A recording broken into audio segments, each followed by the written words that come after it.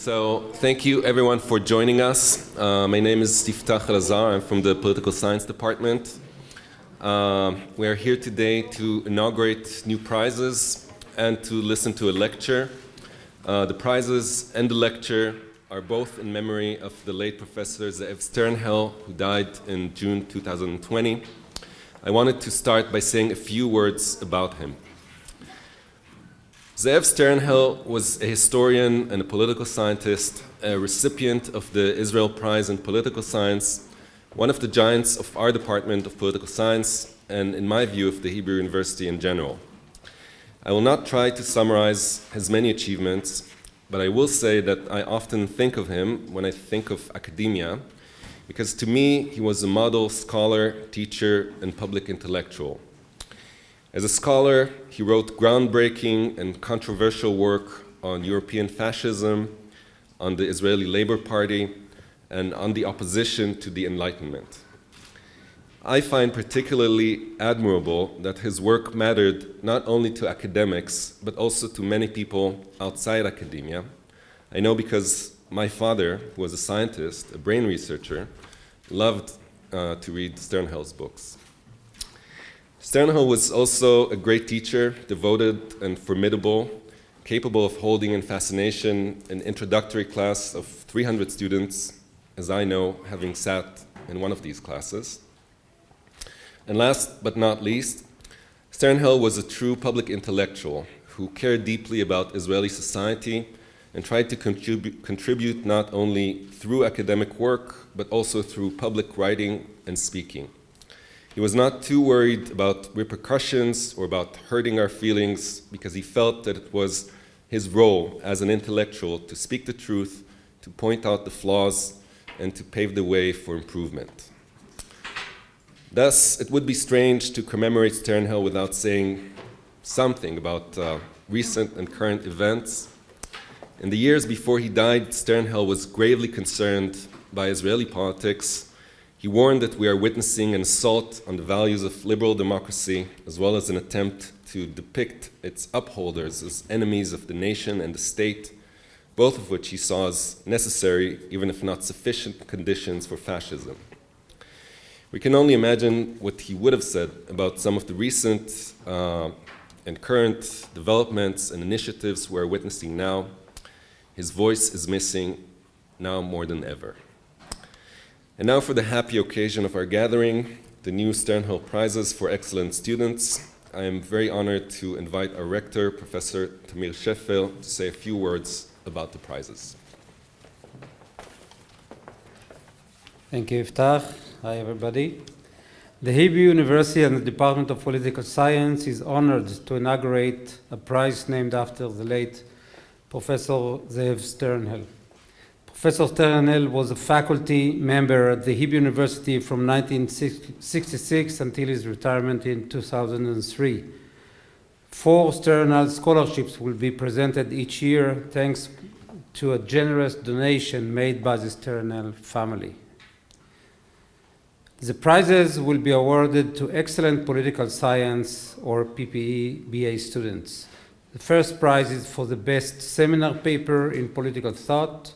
3 more scholarships will be given to students who show excellence in the field. Because it is important for us to ensure that our best and brightest BA students maintain their studies here, the Department of Political Science will double the number of prizes for students who continue to graduate studies in the department.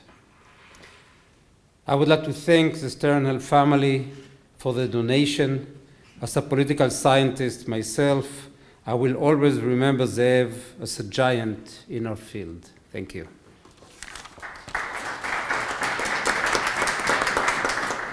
I will only add that we have sent out this week a call for the prizes, and if you are BA students, please consider applying if you are eligible and interested.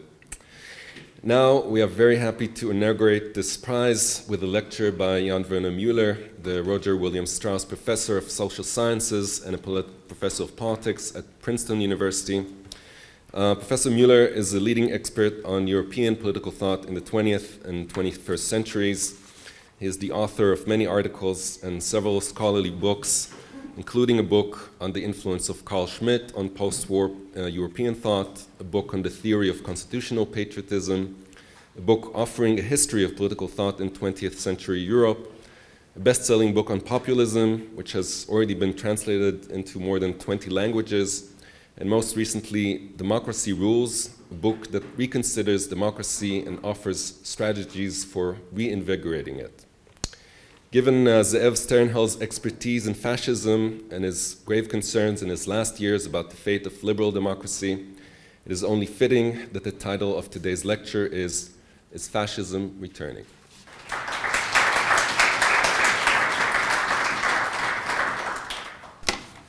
Thank you, Yiftah, for the kind introduction.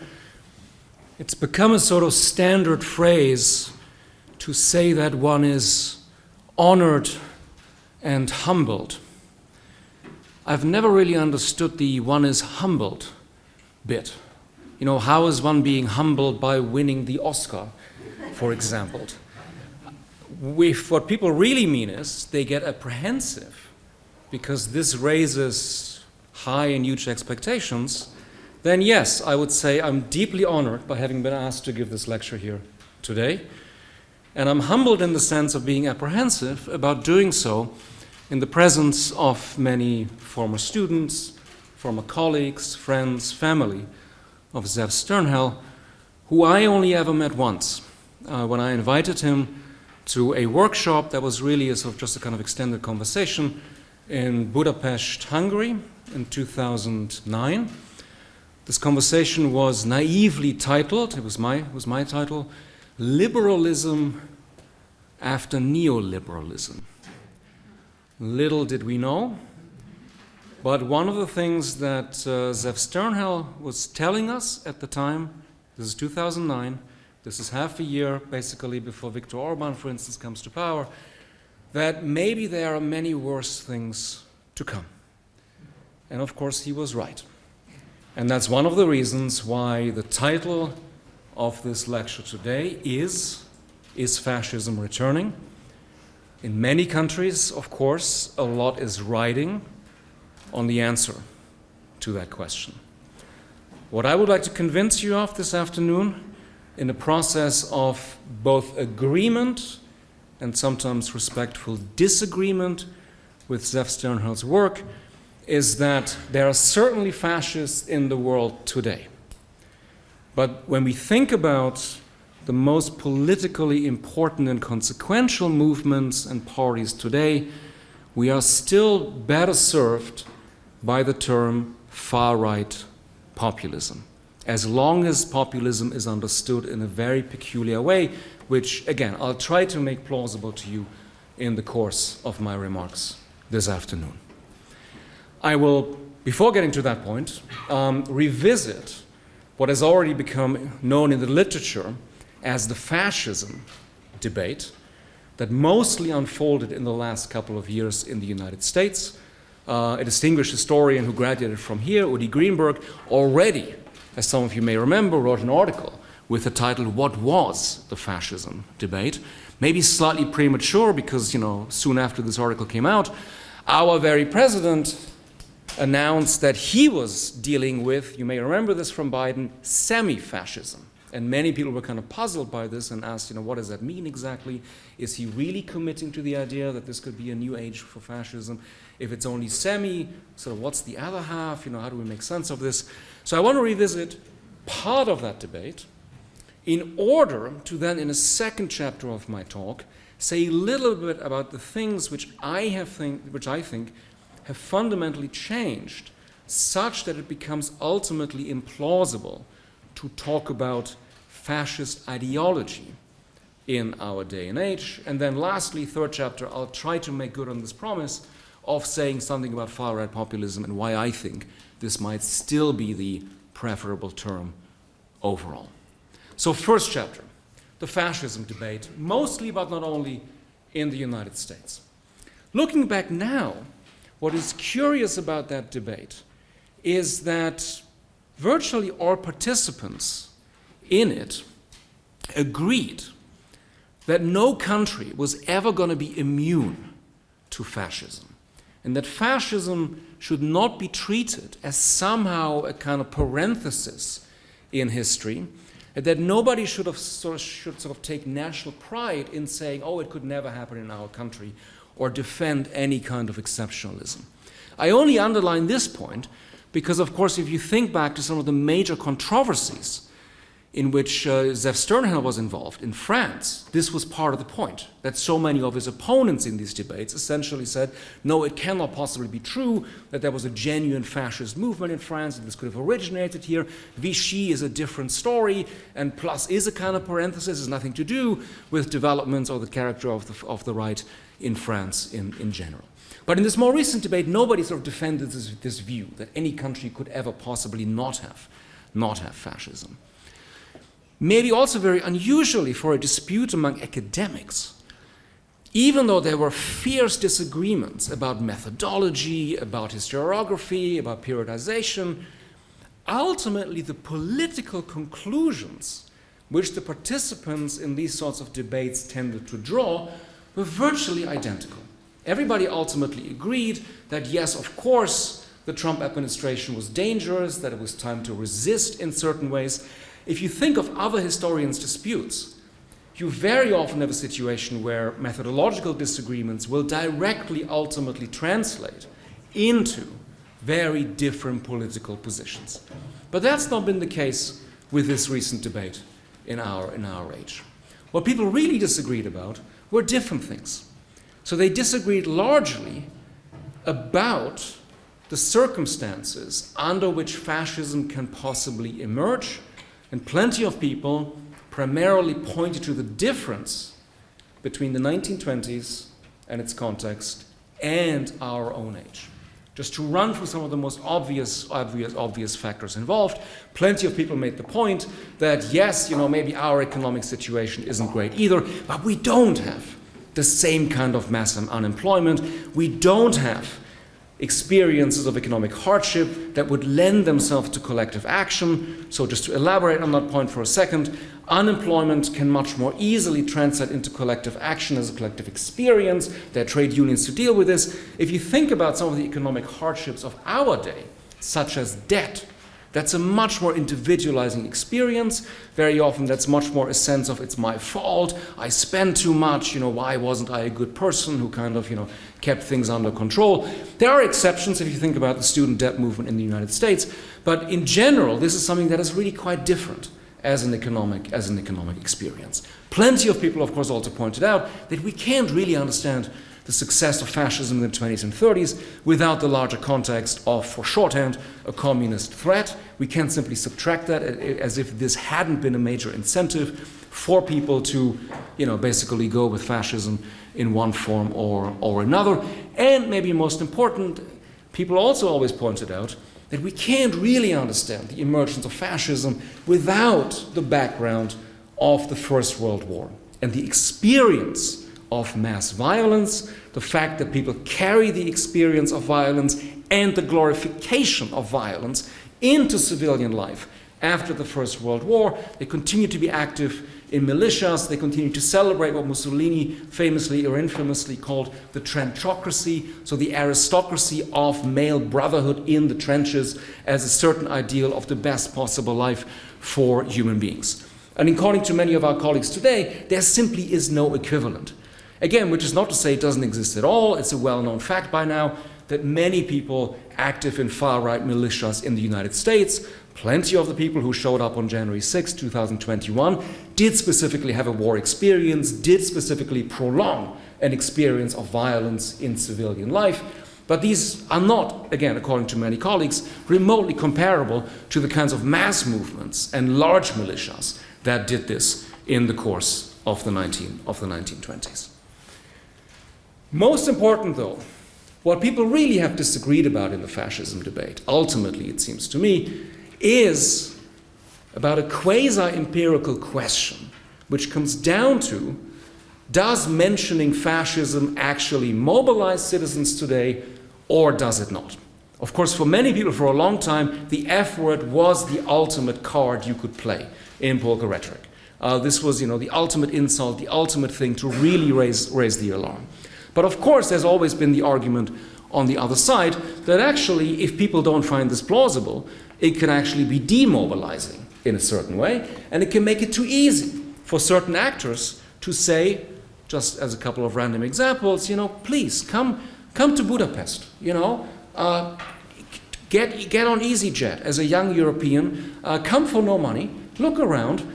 This is fascism? Seriously? Look at this wonderful, hedonistic, pretty cosmopolitan-looking kind of city. Are you telling us that this is similar to what was happening in the 20s and 30s? So a lot of people disagreed about the potential mobilization effect of fascism as a term. So not really a very theoretical kind of discussion. What people, in a sense, didn't address, however, at all, and this moves me slowly towards my second chapter, are two things. What virtually nobody ever really wanted to address was the question whether today fascism could possibly seen as, I hesitate to use the word, but just to get the point across, as a kind of solution to a real-world problem. Many people will remember that in the course of the 1920s and 1930s, plenty of people around the world, plenty of people in established democracies like the United States, looked at Mussolini's corporatism and said, this is actually an important model. This is new. This is a way to overcome class conflict. This is a way to move away from a certain understanding of capitalism. This is a way, of course, at the same time to avoid communism and Stalinism and so on.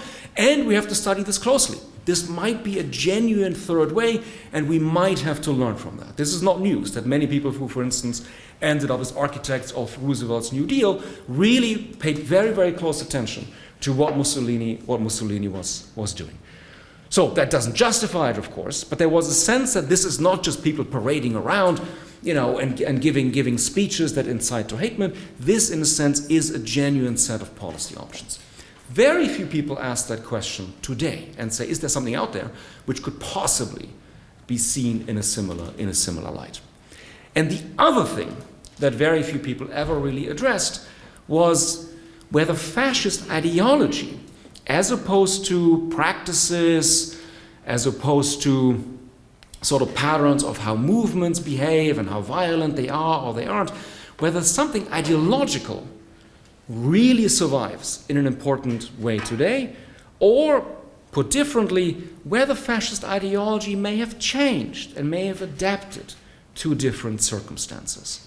And this actually drove me back, among other things, to Zeev Sternhell's book, who, of course, always made the point that, look, we got to start with ideology, and he always insisted, this is already now a little bit into my second chapter this afternoon, he always insisted, look, the ideology preceded the movements and the regimes, and in a sense, in a sort of almost pure incubation period, when intellectuals started to work this out, we can really observe fascist ideology most closely and can best understand it. And you, of course, also, as some of you may remember, always insisted that the movements will always tell us much more about this than the regimes, because every regime has to be pragmatic and has to accommodate particular circumstances and, has to make tactical adjustments and so on and so forth. But if we really want to understand the ideology, we have to look at the beginning. And, of course, he did that by looking to the 1890s and more particularly putting out the argument that the origins of fascist ideology should be understood as, in the famous phrase, a kind of anti-materialist revision of Marxism.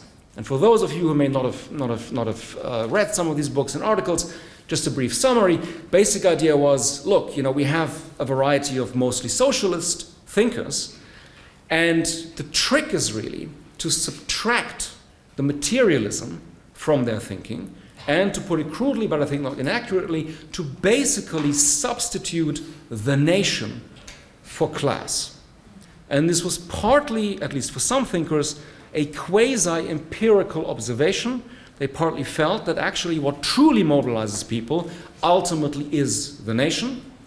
This is something that, for instance, is famously or maybe infamously picked up by Carl Schmitt in the 1920s when he comments on Georges Sorel, who for Zeev Sternhell, of course, was a protagonist of this anti-materialist revision, when Schmidt actually explicitly revisits Sorel's thought and says, look, now we've learned that the nation is just so much more powerful. Just look what happens at the beginning of the First World War. The workers all go with their nation states. And they don't, reach across national borders, to basically rise up as a universal class. No, nationalism is simply the most powerful thing to mobilize.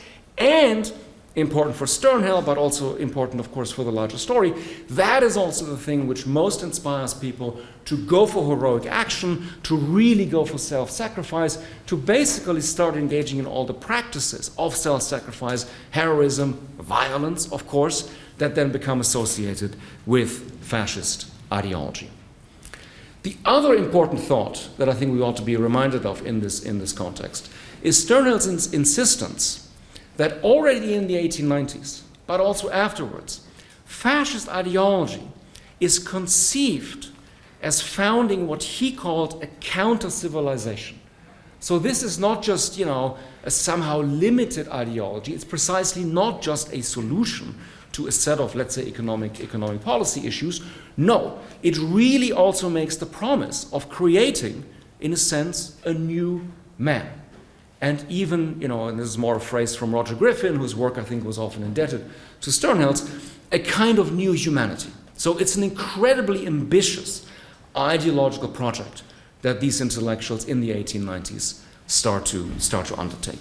And as you can probably tell by now, I happen to agree with a lot of these arguments. And I think that it's basically a correct way of understanding what happened at the beginning, that really National Socialism is not just, in a sense, two words that happen to be adopted by a party that was founded later, but in a certain way also sums up at least part of the origins, except I hasten to add that, of course, in a sense, it wasn't really socialism anymore.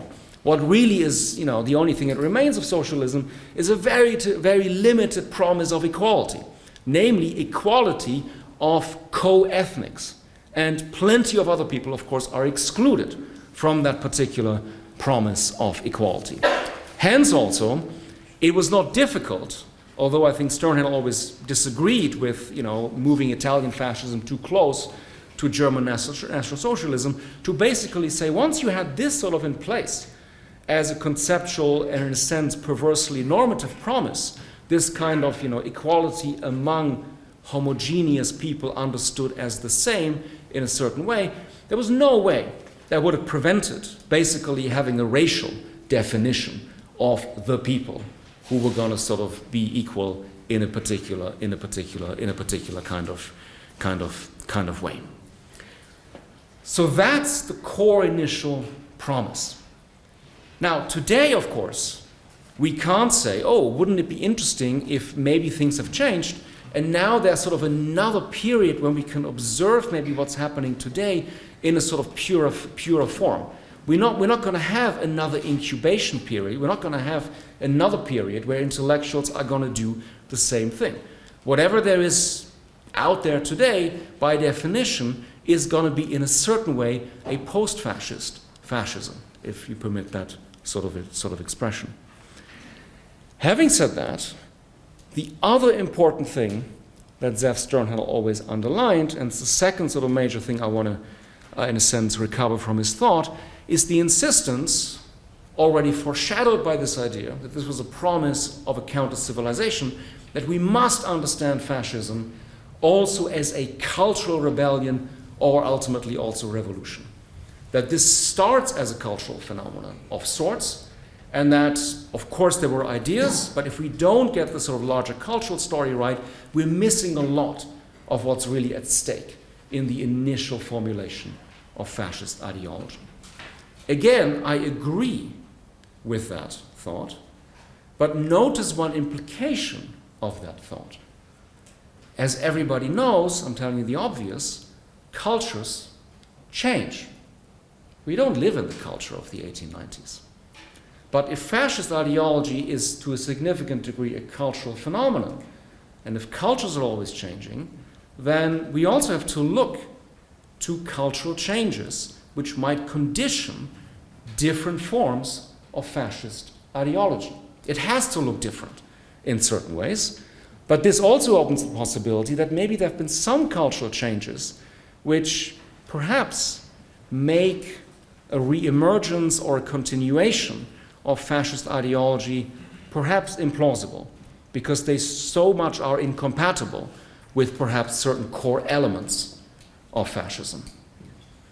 So that's the thing I would like to make plausible to you in the next few minutes, in terms of trying to probe what cultural changes we may have seen that either fascist ideology could adapt to, or that in certain ways it cannot really adapt to, at least on a mass scale. Again, remember what I said at the beginning. You can certainly find individual fascists out there today. That's not the issue. The issue is, do large-scale parties, movements, etc., possibly, plausibly push something that we could call fascist ideology? And I want to focus on two aspects that actually also already played an important role in Sternhell's initial writings on fascist ideology. The first one, maybe not a surprise to anybody in this room, is gender. And the second one is the fascist idealization of violence. And what was often called action for action's sake, the sort of life of self-sacrifice, heroism that was very closely tied to idealizing the military, combat, and so on and so forth. Now, it's clear that this was also there from the beginning. The emphasis on gender aspects. Again, at the risk of saying the obvious, I'll just remind you of Marinetti's famous observations, shall we say, in the Futurist Manifesto, where he wrote, I'm quoting, "We want to glorify war, the only cure for the world, militarism, patriotism, the destructive gesture of the anarchist, the beautiful ideas which kill, and contempt for women," which has always struck people as a very strange addition, because he's going through these things and then he sort of adds "and contempt for women." But in case there was any doubt whether he really meant it, or whether it was really important for him, of course, later on in the manifesto, you may recall that he also then says, this is really hardcore classic futurism. We want to demolish museums and libraries, of course, fight morality, feminism, and all opportunist and utilitarian cowardice. So this was very clearly an anti-feminist movement from the very get-go, and plenty of people saw this at the time. So as my colleague Erika Kish recently reminded me, Virginia Woolf, in her A Room of One's Own, actually comments on what's going on in Rome at the time and says, what you find in Rome today is what she called unmitigated masculinity. Virginia Woolf's commentary on this is sort of what Mussolini is doing and what this regime stands for. Now again, echoing Sternhell's thought about movements and regimes, of course what happened at the regime level was somewhat more complicated, as we now know from very detailed studies of gender policies and family policies. Germany and Italy, as so often, were not quite the same. In Italy, it was very clear that it was all-out natalism. bachelors had to pay a tax. Mussolini really believed in demographic strength, but also wanted to hold on to certain Catholic patterns of thought, because after all, he somehow had to coexist with the Catholic Church. Nazis, as we now know, actually did encourage both extramarital and premarital sex, were much more willing to go against certain traditional church moralities.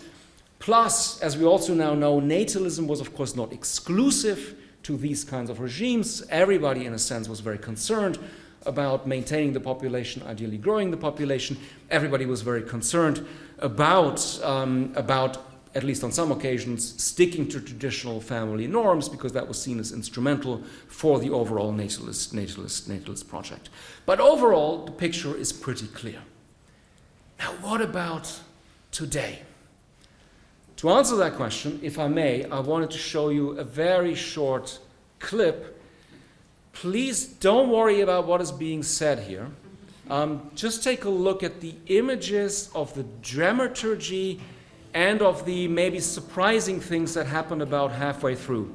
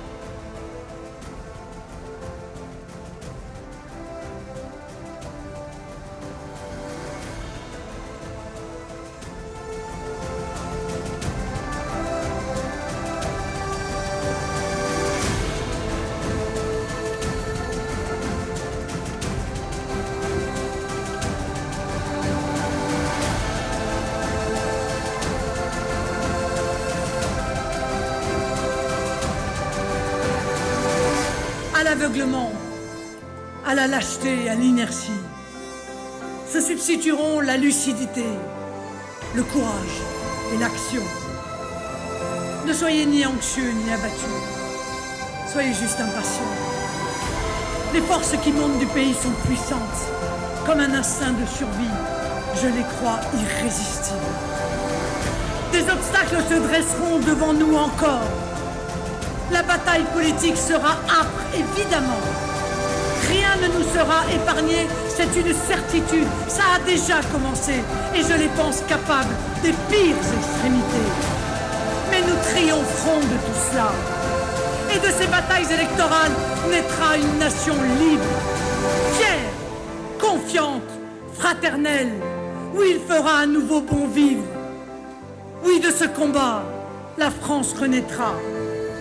À ceux, enfin, qui sont parfois saisis par le doute ou par la crainte, je rappellerai ces mots de Bernanos.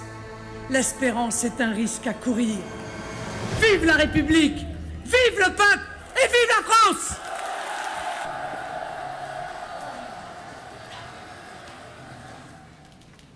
So why am I showing you this? Not to make the banal point that everybody knows, that nowadays far-right parties have female leaders, even have female leaders who've recently become prime ministers in one of the countries from which fascism undoubtedly originated, but to say something about the particular, if you like, ideology that is being promoted here.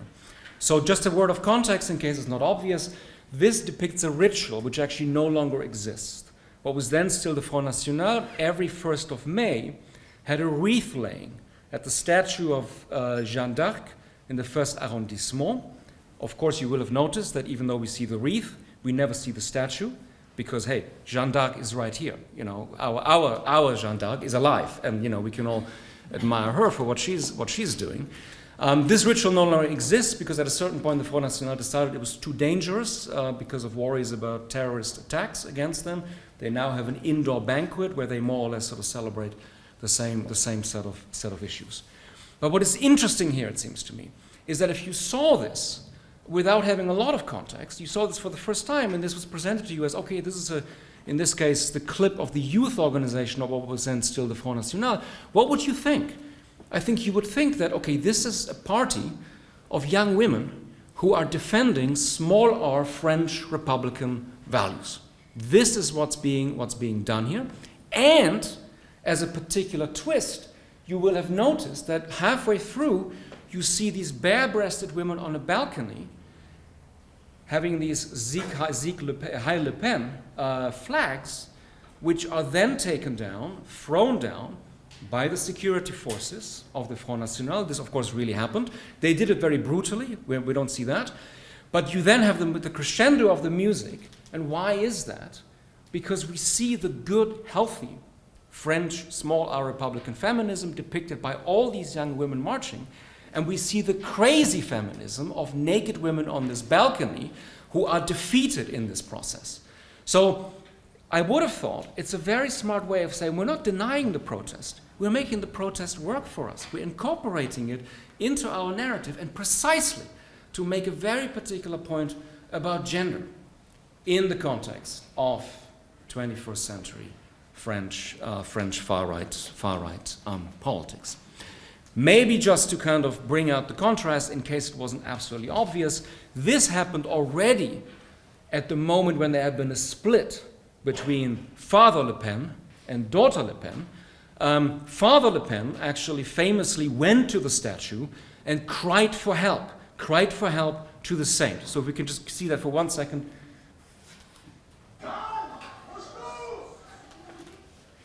So Jeanne, come to help. This also, if you're interested in this kind of thing, you can find many clips of this as part of a rap song in French. This became, like Meloni's I'm Mother thing was incorporated into many pop cultural memes and songs and so on and so forth.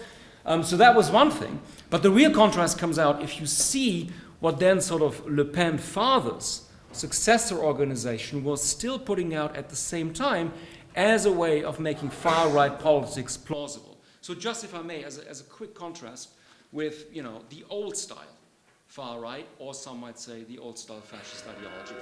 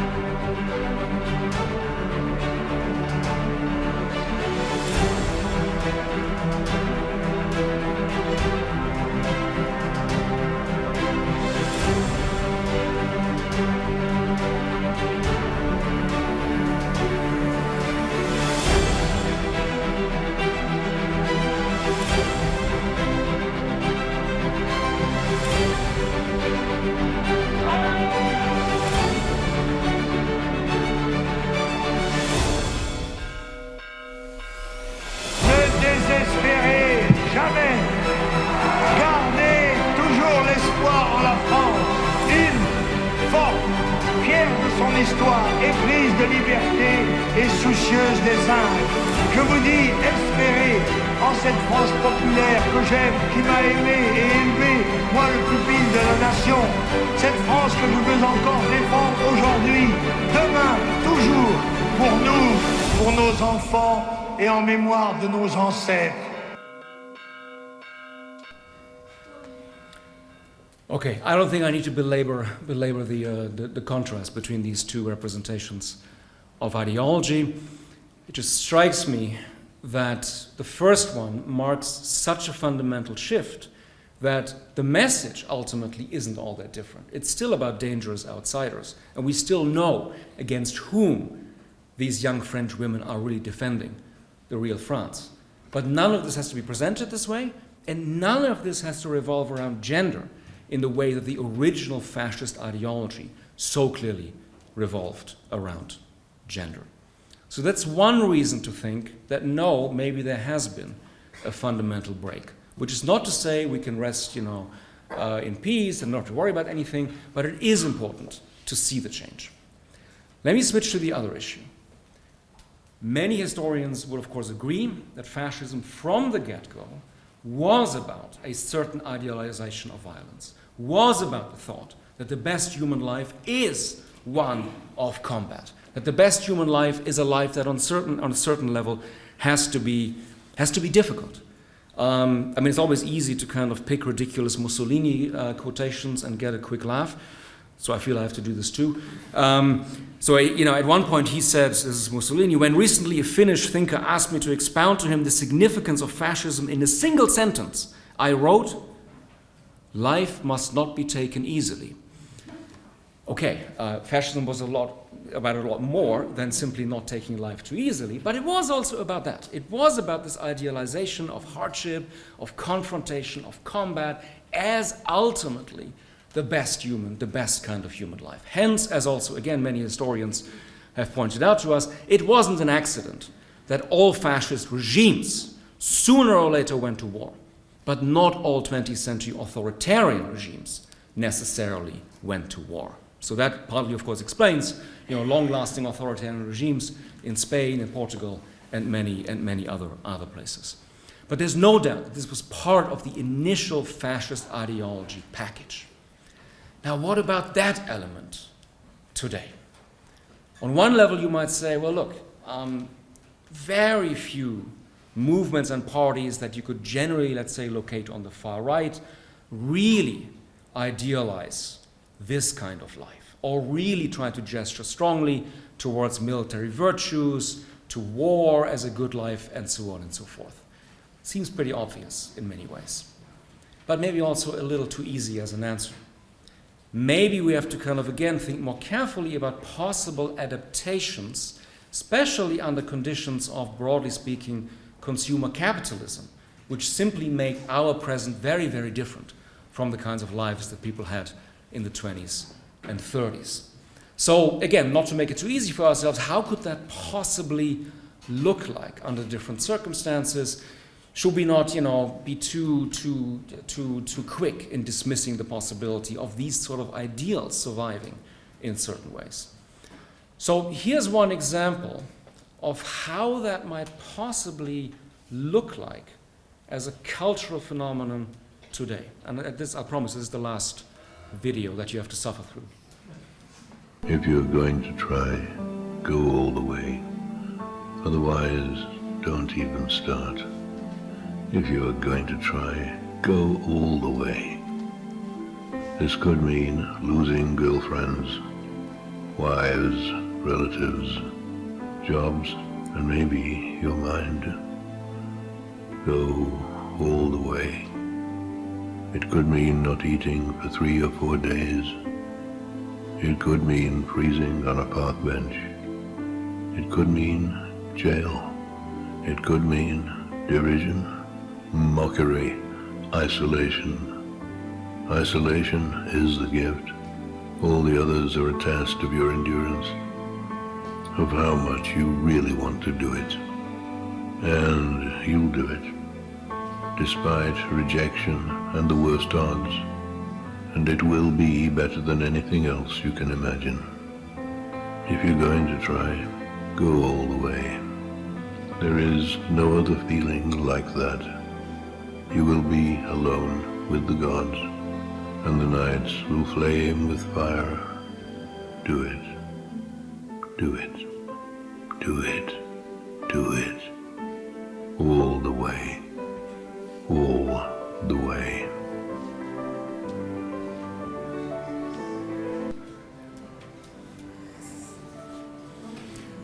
So I don't know whether you agree with me, but one really doesn't know what's coming at the end. But parts of it could be a Nike commercial.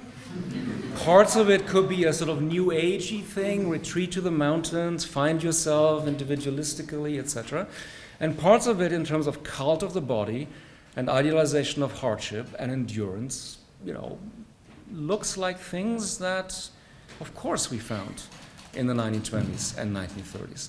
So I partly wanted to show this to you, to say, look, maybe it can be done. Maybe there are ways of adapting some of these ideals, quote unquote, to very different circumstances. But I'm not sure it's happening, again, on a mass scale or is really available as a kind of comprehensive or coherent ideological package. Again, there are fascists out there are people out there who justify violence, but this is not really at the same level that we would have seen in the 20s and 30s as, again, going with Zeev Sternhell's observation, a really larger cultural phenomenon, a really larger promise of creating a new man, a new woman, and ultimately a new humanity. So this closes my second chapter, in which I really tried to make plausible to you the argument that in certain ways we really have seen such a shift in overall cultural parameters, a move away from cultures that tend to idealize violence, tend to idealize militarism. I mean, we can have maybe debate about this in the Israeli context later on if you like. But it's something that really is very fundamentally different, and that's not just, different circumstances, because it was so much part of the initial ideological package and can't really be taken out, I think, without basically changing the overall proposition. That's one reason to say, well, maybe we are not really confronted with fascist ideology today. So what are we confronted with? This brings me to my last chapter. As said at the beginning, my proposition to you would be that we are still best served by employing the by now, of course, very common term, far-right populism. But this only makes sense under the conditions of comprehending populism, which, as you know, has become a term that is being used in an absolutely inflationary way by pundits, politicians, God forbid, even political scientists, if one understands that term in a very particular way. What do I mean?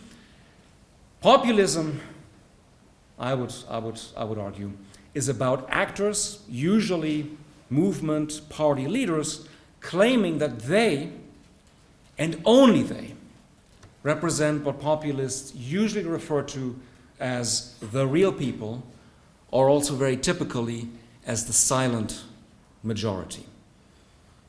That might not sound so bad, that certainly doesn't seem to sound like fascism, but it does have two implications which, A, are dangerous for democracy, and B, can actually also justify on-the-ground violence. The first implication, probably pretty obvious, is that populist actors are going to say that all other contenders for power are fundamentally illegitimate. This is never just a disagreement about policy or even about values, which after all is completely normal, ideally maybe even productive in a democracy. No, what populists in a sense are suggesting is that all other contenders for power are, to use a well-known term, crooked characters. What Trump did in 2016 and then to some degree in 2020, and still today of course, was extreme by American standards. But it was not exceptional. It's what all populists do in one form or another. Delegitimate the other side entirely. Secondly, and maybe less obviously, the implication of this claiming of a monopoly of representing the real people is also that you can then say to all those citizens, all those, if you like, among the people themselves, who do not agree with or who do not fit with your symbolic construction of the supposedly real people, that these people, these citizens, don't really belong to the people at all. So again, forgive me, Trump is a good example. Remember how often he would respond to criticisms not in the way that a quote-unquote normal democratic chief executive would, which is to say, you criticize us, but look, we are elected, here's how we justify our policies, in the next election you have a chance to replace us. Well, maybe he would never have said that either, but never mind. That would have been the normal answer. But ever so often, you will recall, the answer was actually no. The critics must be un-American. So political questions are immediately reduced to, call it what you wish, questions of belonging, culture war. It's a politics of exclusion. And that's, in my view, is the core characteristic of populism, not anti-elitism. All of us can criticize the powerful. Doesn't mean we're right, but that's certainly not something that in any way endangers democracy, nor is it something that is, in a sense, peculiar to populists. What is peculiar is anti-pluralism, the tendency to exclude others, obviously at the level of party politics. All the others are crooked characters, and less obviously at the level of the people themselves.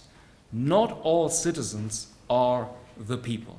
Some are more real than others.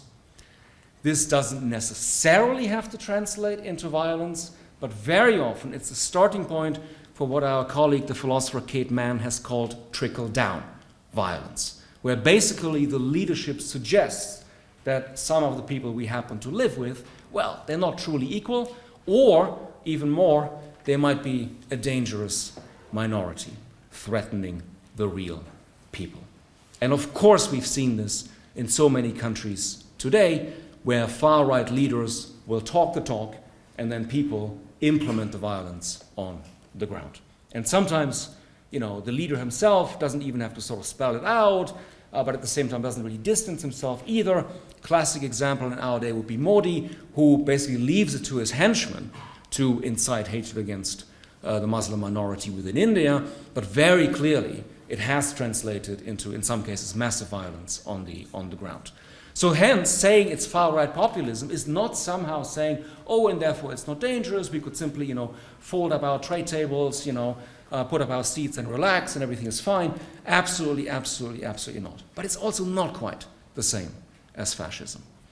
The other thing I would mention, and this is not sort of inherent somehow in populism itself, although it's related to it in a particular way, but it's something that has also become typical, certainly at the regime level, for far-right populist actors today. And again, it's something that I think marks an important contrast with events in the 20th century, is the employment of what some of our colleagues in political science now tend to call autocratic legalism.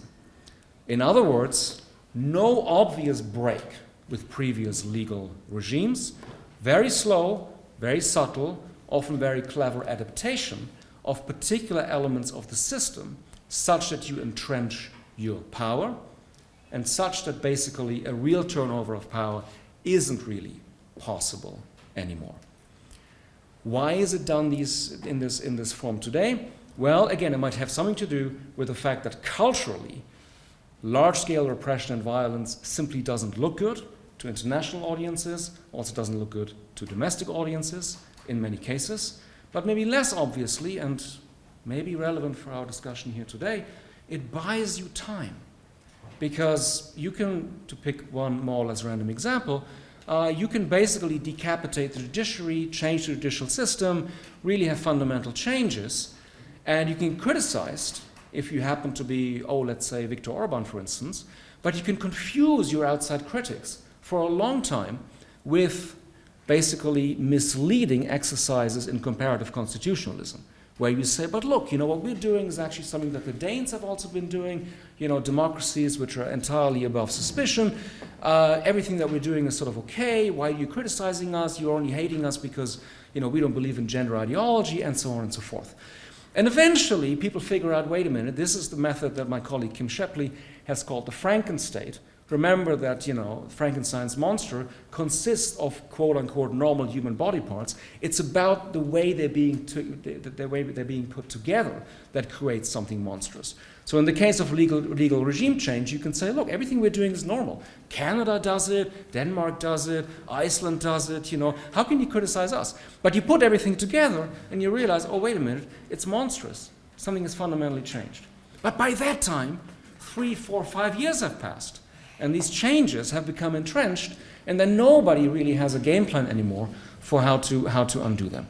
But again, this is very different from a certain authoritarian 20th century playbook. And that's also the very last point I want to try to bring home in this context. We all, for good reasons, want to learn from history. And of course we should. But we sometimes assume that, if I may put it so bluntly and crudely, only good people learn from history. But maybe dangerous political characters also try to learn from history. And I think this is basically what has happened.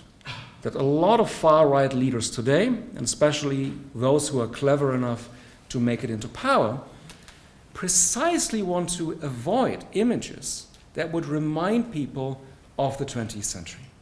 Hence, if at all possible, avoid large-scale repression. Go for autocratic legalism. Reduce media pluralism, but allow a couple of, alibi token bloggers still to do their thing, so that you can tell everybody, look, of course there's freedom of the media here. Look, they're criticizing me all the time. So the kind of thing that up until recently, even Putin tried to keep up in terms of saying, look, there's still liberal media, there's still, occasionally there's a demonstration and so on. Arguably, he was already in a different category for a long time, as we now, have to remember, of course. He was already much more willing to, in a sense, go for large-scale violence by getting involved in wars, was already much more willing to basically go violently against particular opponents. But he was also still in this category of those who, in a sense, had tried to learn from the 20th century and do a different kind of authoritarianism.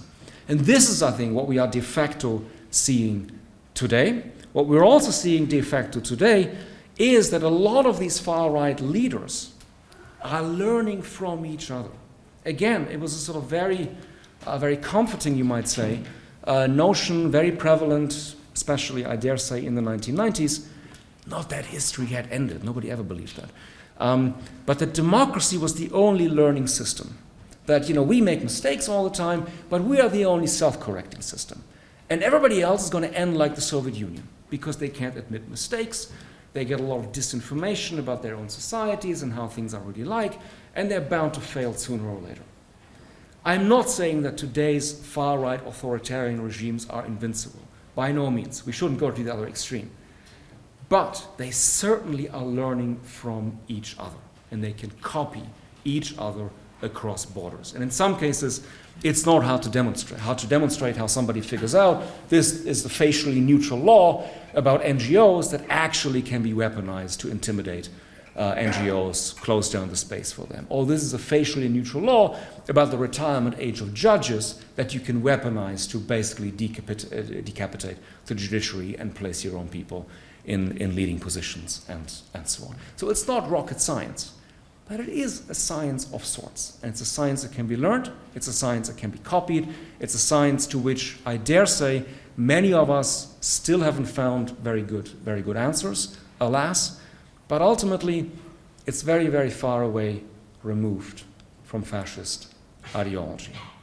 So I hope I made this position plausible to you, that there's no reason to relax. I mean, I'm not sure anybody in this room is relaxed anyway, at this point in time, in this context in Israel today, but it's not a reason to say, oh, it's not going to be so bad, or we shouldn't be worried, but it is important to see the changes. It is important to see that we're dealing with something that, in certain ways, might be very different.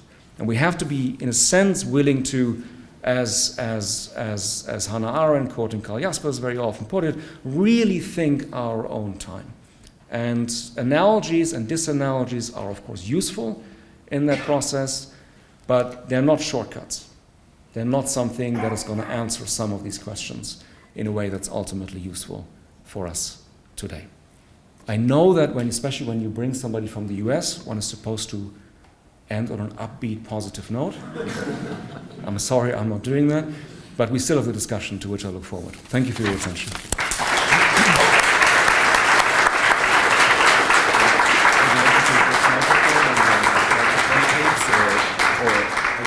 Okay, we'll be taking questions.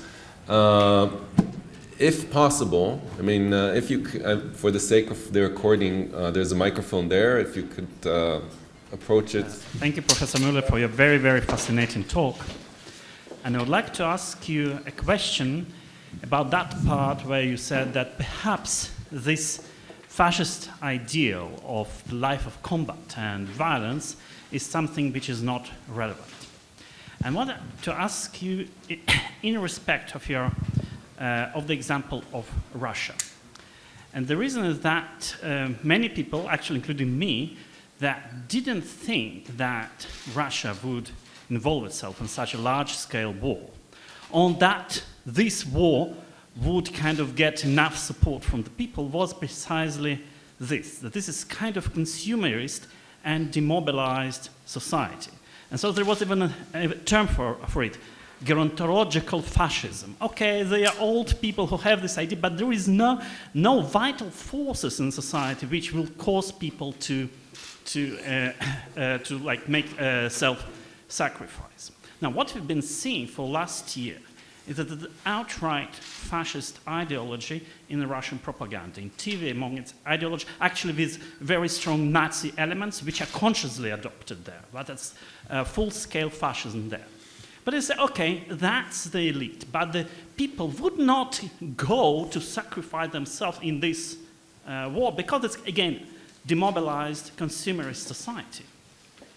And what we discovered there, that actually these things begin, that actually open talk and discourse, official discourse, about the importance of death as self-sacrifice, and actually life of consumerism is not important. And these two things exist simultaneously. You are in Russia, if you're in Russia, you can see like very quiet middle-class consumerist life, and at the same time, this kind of message of self-sacrifice, and people do not protest against it. And many of them agree with that. So perhaps, well, that's kind of warning that even in our societies, something similar may happen. Yeah, very important point. The reason I didn't bring it up, other than saying Putin has clearly now broken with this other sort of authoritarian playbook, is that, very pedantic observation, I'm not sure I have enough of an empirical handle, unlike you, in terms of what is actually happening in Russia on the ground. I can see the same TV talking heads and how they talk, and you would say, yeah, that ticks a lot of boxes that are relevant for the idea that fascism might be revived. The Z, the symbolism around that, the mobilization of young people, the way that school curricula are changing, all that would strengthen the argument that, yeah, maybe this is actually very close to a sort of pattern that we would clearly recognize from the 20th century. I'm not sure to what extent it is exactly what you are. I mean, I'm not saying you're wrong. I'm just saying I'm not in a good position to say it's a really mass phenomenon. It really gets buy-in from the society.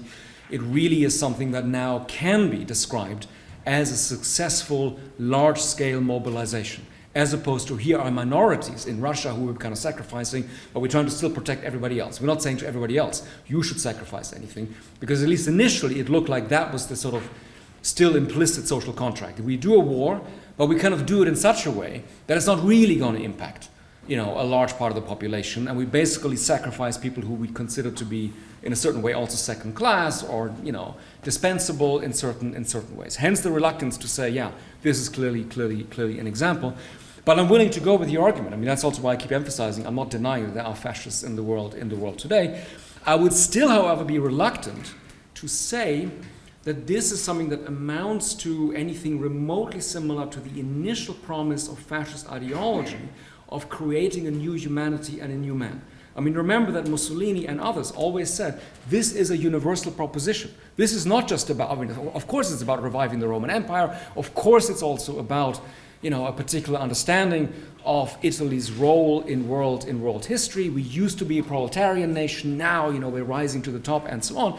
But when pushed, and I think it's fair to say that Mussolini, unlike Hitler, was an intellectual of sorts, did say, look, this is a universal proposition, we're doing this in a certain way for humanity as a whole.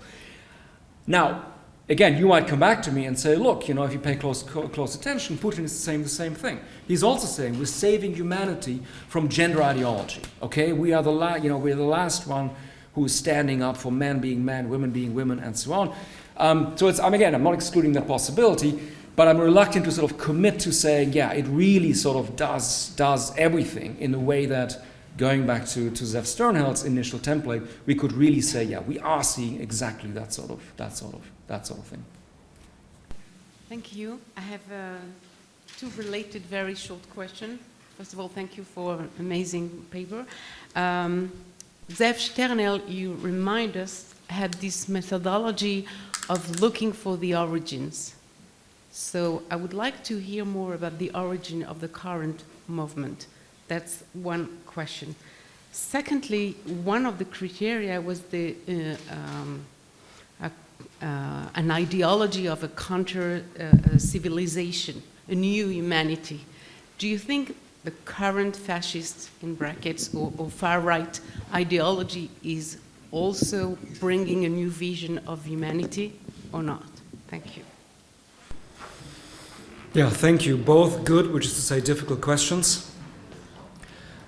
I think the answer to the second, at least for me, is relatively clear-cut. The answer is no. This is not, again, going with what Sternhell said, what Roger Griffin has been saying, this is not a future-oriented vision. This is not a revolution.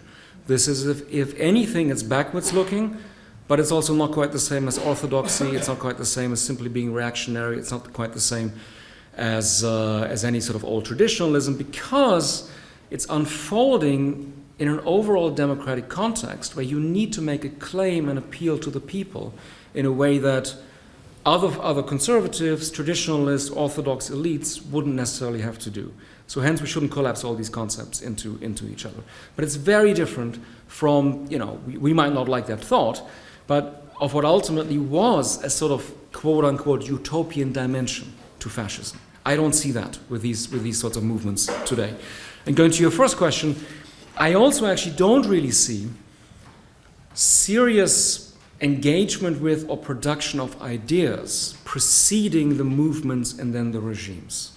So again, one might disagree about this as a matter of history, but of course, Sternhell's proposition was, look, the intellectuals come first, and they work something out in the context of the 1890s, and afterwards, hence also his disagreement with those who stressed the importance of the First World War. Of course, his point was, look, this was all already there, and then, it's important that the war happens. But the idealization of violence, for instance, precedes the war. It's not something that's somehow caused by the war. But intellectual work comes first. And I don't mean this as a kind of, arrogant, liberal, elitist, God forbid, kind of thing to say, but I don't see that. I mean, there obviously are many people now engaged in far-right think tanks, and they are very keen to spread ideas. They're very keen to spread practices. They're very keen to spread arguments. So if you don't like, judges, for instance, here's what you should say. Here's the kind of appeal you should make. There's a whole repertoire around, very obviously, gender ideology, which can travel very easily across borders, where you can say, look, even if national contexts are somewhat different, here is how you mobilize people in a certain way. And as we've been discovering, it's very powerful. Look, you're a parent. You send your child away for so many hours each day, and you don't really know what's going on in school and what they're teaching them and what they're converting them to. And who knows how they come home and what's going to happen next. These are very powerful anxieties. It's a very powerful playbook. But is this really about sort of ideological innovation that somebody could have said, look, taking parts of Sorel, taking parts of nationalistic thinkers, taking a bit of racism here, a bit of anti-Semitism there, and sort of forming a really powerful synthesis that can look like it's actually a set of ideals in the context of the 1890s and beyond. I don't quite see that. But it might be, of course, my limitations, and I'm not really seeing what's happening. What might be somewhat new, just in terms of what people might be willing to say in this regard, because again, things are changing fast, of course, in many different countries and contexts. What might be new is that some self-declared post-liberals today, I think, are more willing to basically tip their hand and let us know that, yeah, if there's a conflict between, let's say, their favorite understanding of natural law, I'm thinking of some of these prominent Catholic, sort of hardcore Catholic intellectuals today, there's a conflict between my favorite understanding of natural law and democracy. And the two are no longer compatible. I'm going to let you know which one is going to have to go. And I think people would not have done this so clearly 10, 15 years ago. And it matters because, again, I don't think I need to pontificate about this here, right now, but that there's now a kind of international intellectual infrastructure where ideas are exchanged, where everybody, of course, now makes the obligatory pilgrimage to, the far-right Disneyland du jour, the ultimate dream of illiberal democracy. So everybody has to go to Budapest, and be very well fed and sponsored to learn about illiberal democracy, learn about, this great new regime that supposedly is still democratic. It's not, of course, and sort of how you do certain things. So there are ideas involved, there are intellectuals involved, but again, maybe wrongly, I don't see it as quite similar to the sort of also sense of excitement that people may have had with the original fascist ideology. Younger generations understand democracy only as a majority rule, and they identify fascism only as a latest development, racism, concentration camps, war, totalitarianism a little. Is it, if it's so, is it useful to attack the danger of populism as fascist, like they tried to do in Italy in the last election, and they failed? So I believe that we have to find another way to present the dangers of populism without using the signs of fascism, because it doesn't work. Yeah, I don't disagree with you. I think it's important, though, to also, I realize you didn't say that, but maybe also to go through all the arguments, which of course are contestable in certain ways, but not entirely, as to why democracy is not just majority rule, or for the matter is not even just free elections, because many of the figures that I referenced, of course, would say, look, come on our election day, show us what's wrong. No ballot boxes are being stuffed. It's not true that we're manipulating all these things. Again, different story in Russia, but in many other countries, it's true that there's nothing happening on election day that looks like, oh, it's obviously being manipulated. But of course, these elections, as you all know, while to some degree, or even to a large degree, free, are certainly not fair. And democracy is not just about what happens on election day, it's also about basic democratic rights and freedoms, in particular communicative freedoms, so free speech, free assembly, and free association. And it's these, of course, who are being attacked by some of the self-declared illiberal Democrats, who then say, but look, of course we're doing democracy, but they've already reduced to democracy, to majority rule, and what happens on election day, and hence, they don't want to hear about how they've destroyed media pluralism. They don't want to hear about how they basically disenfranchise certain people through gerrymandering, through all kinds of other party laws, which effectively guarantee the right kind of outcome. So I think it's always important to kind of, at the risk of seeming patronizing or pedantic, to kind of hammer home these points about, look, we got to understand that democracy is contestable. It's not a single ideal, and there are indeed also tensions with liberalism. We shouldn't presume that, all sort of tensions will go away, but it's not just majority rule. And the other side, if I may put it this way, cannot simply claim democracy and then kind of get away with that. Because if they can claim democracy, they've certainly won the game. I mean, despite the so-called democratic recession since about 2005, democracy remains the ideal in our world. As you all know, even China now says, we're actually doing a better form of democracy. Look at the dysfunctional, chaotic, violent January 6th United States. We are actually doing a different form, a genuine form, legitimate form of democracy. That's something that, of course, very clearly indicates that democracy as an ideal is not being rejected by anybody. And people don't see themselves as voting against democracy when they vote for Erdogan, Orban, Modi, and so on and so forth. So that's why, of course, it's very important to keep being engaged on this particular territory and not to cede the term democracy, which of course did happen often enough also in the 20th century, alas, among plenty of liberals who did start from the point of view of saying, oh, democracy is dangerous. Mass democracy is dangerous. People can be so irrational. Everybody is ready to be seduced by the great demagogue. I mean, the kinds of things that I think one quite often heard after 2016, things which became salonfähig, if I may put it this way, among liberals, who wouldn't have talked like this, but who all of a sudden felt like, oh, yeah, we can sort of indulge again in all the cliches of 19th century mass psychology, Le Bon style. Okay, everybody is so irrational, everybody's just waiting to be seduced by the great demagogue and so on, which, by the way, since we're in a political science context, if I may add a footnote, especially maybe also for graduate students, undergraduates, if this is of interest, as some of our colleagues I think have rightly pointed out, it's sort of become a problem that, of course, we as political scientists are always incredibly, incredibly insecure, right? Are we really a science? What are we really doing? How solid is this? And so on and so forth. And of course, for a long time, we all suffered, or most of us seem to suffer from economics envy, right? So this is real, okay? So we're going to try to be as much as like them as... I'm probably offending lots of people in the audience, but what the hell. We're going to try to be like them as much as possible. What we've seen in the last couple of years is, I think, a different kind of envy. Now it's psychology envy. The number of times that political commentators and some of our colleagues basically reach for findings in psychology and say, look, they've now proven that, I'm going to demonstrate to, let's say, a Republican voter in the US that, what they're doing is wrong. It's based on wrong information, okay? It's not a value judgment, not opinion. It's very clearly it's wrong. The more I explain that to them, the more they're going to double down on the falsehood. And everybody loves this kind of finding because it seems like, this is solid. This is, reinforcing all my favorite prejudices about mass democracy, but it doesn't make me look bad or elitist because, hey, it's been scientifically proven. And it can seem like it's explaining a lot of outcomes. But there's no reason to believe that, come 2016, all of a sudden everybody was more irrational, or that, anything happened that would somehow now make it more plausible to say, oh yeah, everything that you always were fearful about, when it came to the great unwashed and, the uneducated demos and so on and so forth. So just to kind of plea not to kind of fall into that trap. Of course, our colleagues have many, many important and interesting findings in psychology. I'm not denying that.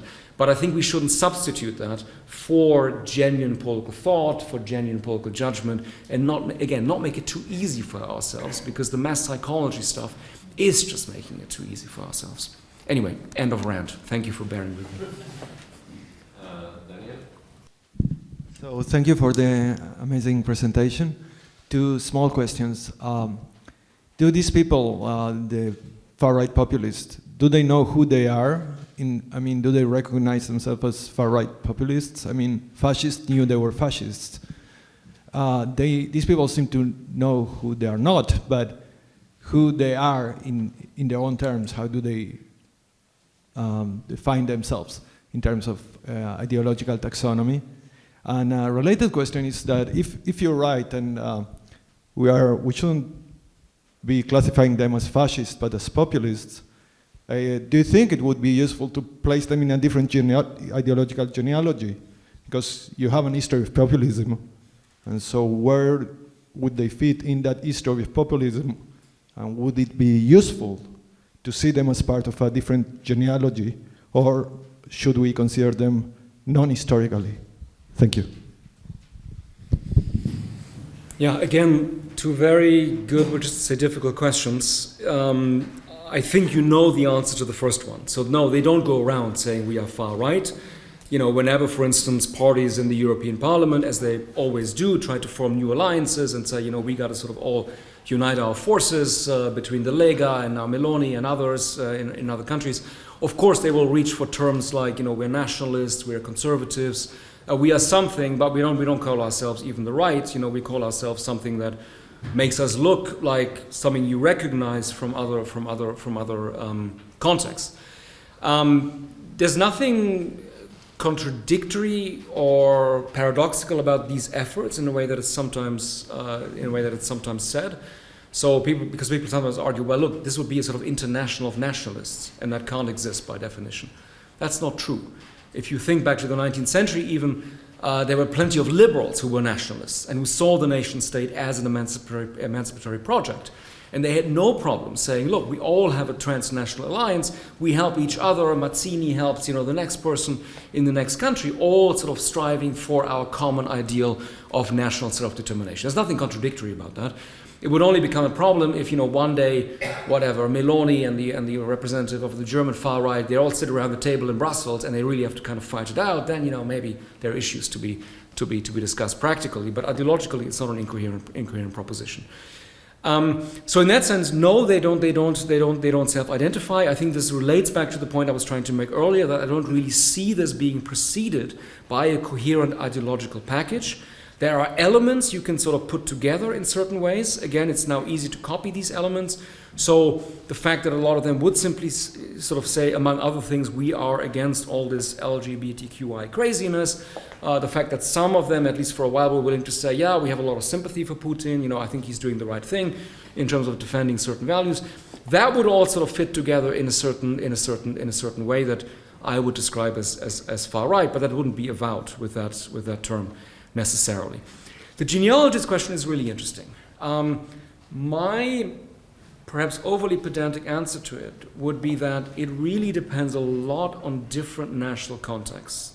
So some of our colleagues in history, I think, have made what, as somebody who's relatively far removed from that particular period and region, have argued that, look, there's a way of telling the story of Peronism, for instance, as a kind of adaptation of fascism, and as a way of fascist elements, let's say, to survive in the context of the 20th century. So some of you are nodding, you know that I'm referencing Federico Finkelstein's work.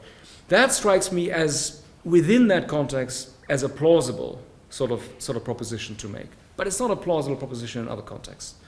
And again, as somebody said earlier, it's just too easy and too much of a shortcut to simply say, oh yeah, they're all the direct descendants of a particular pre-existing fascist formation.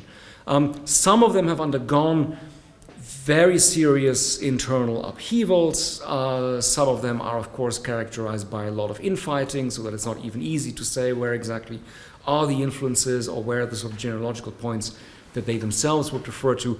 So I would shy away from this as a general proposition. I would simply say, at the risk again of sounding very pedantic, that it would have to be looked at very individually in certain ways to understand where particular formations are coming from, and also where, of course, at the risk of adding the obvious, where on occasion they might also engage in a certain kind of doublespeak or kind of make certain gestures or do a certain kind of dog whistling that will mean certain things to certain people. You will have noticed, for instance, that in the various Front National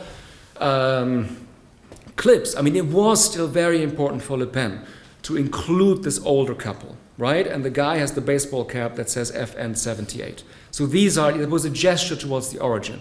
And what are the origins? You can probably bet that this is a veteran of the Algerian War. And it was a gesture towards saying we're not entirely disavowing that past. We know where we're coming from on one level, but this is a relatively short moment. And we kind of, want to include that still. We don't want to lose that constituency.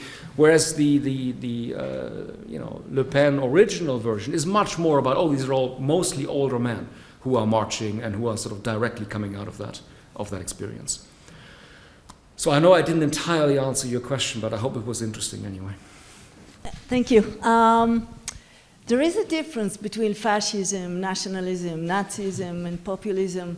And I think if we are true to the Sternhell tradition, then I think what stands in the core of it is anti-liberalism, anti-humanism, anti-enlightenment ideology. And I think if we think of it in these terms, then we can see that the delegitimation that populists do today to liberal democracy is what is really at stake. And my question is, what kind of mechanisms do you think liberal democracy has to defend itself, given that this is the situation? Thank you. We have 3 hours left, right? So I'll say three things. This is obviously a hugely complicated and urgent issue in many ways. And it's not something that, is fit for like, here are 5 bullet points and here's the manual and this is how we do it and so on. But 3 points. So the first one is what I was already trying to hint at earlier on. Sort of don't cede ground unnecessarily. So don't go along with the term illiberal democracy and sort of cede democracy as a value and as a practice when this is simply not plausible. Then already you've kind of lost the game in a certain way. The best defense is offense, and it remains important to kind of make the case for the basic values underlying democracy. It's not just a mechanical thing that consists of ballot boxes and elections and so on. It's animated by particular values, and it's values that people still find attractive. So that's maybe obvious first point. Secondly, see the traps that they are laying. So in the case again, at the risk of seeming to harp on one particular country, but in a sense it was a pioneer of this development. In the case of Orban, for instance, so he loves it when people in Brussels talk about same-sex marriage, LGBTQI, and so on. I'm not saying they're doing the wrong thing. I mean, he should be criticized for all these things, but it's his interest to move the battle to what, rightly or wrongly, comes to be called culture war. Because then nobody is talking about autocracy. Then nobody is talking about corruption. Nobody is talking about Russian influence inside the EU because Orban is effectively a Putin ally at this point. So careful about which battles to choose. Ideally, of course, united front that fights everywhere, but also see how sometimes if you do this, it can take away something from something else, or it allows them to, as in the case of Orban, to basically say, look, they only hate me because I'm an anti-liberal. But you know what? I'm an anti-liberal, and it is a program, and we stand for this, and we disagree about values. Okay, so what? It's the liberals who are really anti-liberal because they don't tolerate, us as a conservative nation that believes in traditional families, and why are they trying to eradicate our national way of life and so on. Once that's the direction of the discussion, it's going to go in a certain way, and certain other things won't be talked about. Lastly, and this is, I think, a real dilemma. This is maybe some of you has an answer to this, and I would love to hear it. It's sort of by now conventional wisdom, and it's correct conventional wisdom, to say if you are up against a populist regime that is clearly moving a country in an authoritarian direction, all opposition parties have to unite. Very clear. The downside of that is that... Yeah, I know. We had this discussion already today. The downside of that, though, is that, of course, when you make the case, you basically have to say we're uniting because we are against person X or against party Y and so on. So that means everything is then about party X or person Y. So you've polarized the situation in such a way that person X and party Y actually likes, because polarization is their political business model. It's us against them, and there's no other choice, really. And as some of our colleagues in political science, like Milan Svolik at Yale, for instance, have shown by now, it's not true. It's against this view that, everybody is deluded or irrational. Plenty of citizens know that some of the people they vote for are kind of damaging democracy. It's not like they never hear about this, or they never hear about corruption, but they really feel, it's a horrible choice. It's us against them, but in the end, maybe I'm still gonna go with this choice. So this sort of scenario plays into their hands. It's the first problem or dilemma. The other one is that ever so often then opposition parties which are united basically say, we have to present a candidate because it's against person X, and what are we going to do? Very often they've defaulted into saying, we're going to present somebody who's actually pretty similar to person X. So think about what is happening in Turkey right now, the so-called Table of Six, which excludes the Kurds from the get-go. People are debating who's going to go up against Erdogan. And the answer seems to be somebody who is an older man, very conservative, very religious, and very nationalist. So it's basically Erdogan who is not Erdogan. Or last year in Hungary, find somebody from a rural area who has as many children as possible, and is a conservative. So Orban who is not Orban. And somehow this kind of, if I may use that term, this mimetic strategy doesn't seem to work very well, because you are playing on their territory and you're accepting their parameters in a certain way. But, and this is the dilemma, if you want to avoid that, and if you want to say, look, we are changing the parameters, we want to talk about something different, we're not accepting your parameters, then the fact that you have all these ideologically very heterogeneous parties becomes a huge problem. Because how are you going to agree on parameters that change the national conversation? You have to do something much more substantive than simply saying we're against person X. And this is, I think, this is the really hard. Again, I feel like lots of you are nodding. I'm not telling you anything super new, especially right here and right now. But this is the dilemma that I think nobody has really properly figured out how to sort of get around this issue. So again, it's not. I realize I'm not finishing on the positive, uplifting note, but it's important, I think, to owe up to the sheer difficulty of this challenge. Thank you so much. The rare opportunity to come into a talk thinking one thing and coming out actually convinced by much of what you said. But and I feel it would be, a waste to be at a lecture in honor of Zeev Sternhell and not bring one of his sort of famous conclusions to the table. And I think maybe this is just a continuation of the genealogy question. Do we have to make a distinction between countries that worked through their relationship to fascism, that is, fascism was decisively defeated within the country, and countries that have a fascist or a possibly fascist genealogy that never went through that process? And so I'm thinking of the United States, where, I mean, it's controversial, but the idea that white supremacy is a fascist ideology, and there I agree with you that this is a post facto justification that populist movements turn to, but nevertheless we have a case where the movement can appeal to something that's actually real live fascism. And of course the other case I have in mind is Israel, and Sternhell's arguments that aspects of Zionism are a form of nationalist socialism. And then we have, again, a case where far-right populism has, as it were, a reservoir of historical fascist or fascist-style ideas. And so we're no longer a movement without a fascist ideology. There is a fascist ideology that was never worked through.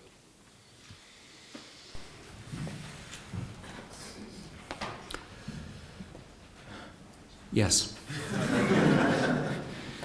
So I think it is important that in some countries you can. So I would maybe go back to the earlier point. So I think in this sort of narrow and maybe overly academic debate about fascism recently, as I was trying to say earlier, I don't think anybody was sort of defending national exceptionalism. Nobody was saying this could not possibly happen in the United States, and precisely for reasons that you also mentioned. Look at the KKK. Maybe that was actually the original fascism in certain ways.